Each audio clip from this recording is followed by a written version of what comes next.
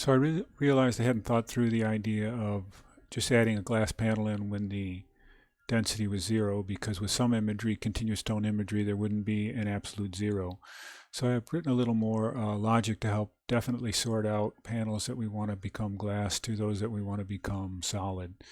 And we had to move the bar as far as the criteria. So the idea here is we have a code block that sets 0.08 as kind of a threshold. And then we feed it through these greater than or less thans to filter out if it's above that value or below that value. And if it is above that value, it will then either, depending on which logic it is, make a true statement out of it or false statement. And in this case, this is basically just the opposite. And then I put it into the if, and so if I have a false, it passes this value. If I have a true, it passes the 0 value in this case. And up here, the unique one here is that now if it is true, it just passes a 0, which means it doesn't make anything.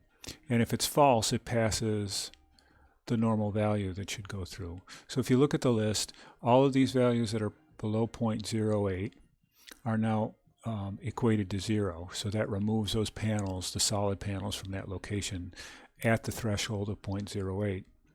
And the same way with the glass panels, when they're below that threshold, as you can see, all of these are below that threshold, then it passes through the value of 1. And I guess I should zoom in there so you can see that better.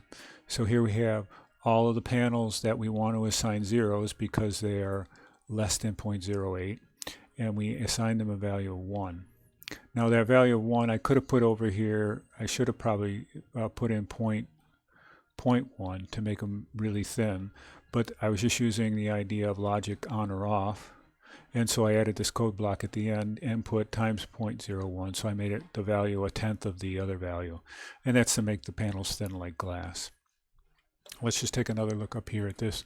So in this case, this is the stream of the brightnesses that are coming off, and every one that is below that value is assigned a 0. But in this case, every one that is above that value is just passed through from the brightness in the false statement. So that allows us to move off and be very discriminant about which panels will become solid and which panels become glass. So let's look at that now in the final output. I'll make this just one video clip. So in this case, this is actually not the image I want to use. So if I went to the actual output that I created, and let me do that just a second. I actually used another image. I've just got to find it here. And this will just tell you why I did. It just has more openness to it. It just seemed like a more visually interesting image. But since I've ran that dynamo again and I replaced it with a halftone image, I've got this kind of a less than dramatic output.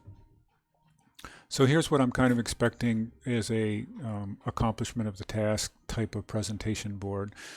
So we have our lunchbox, just a triangular form represented, our cylinders represented, and then our, I guess, rectangles or tiles and glass panel system.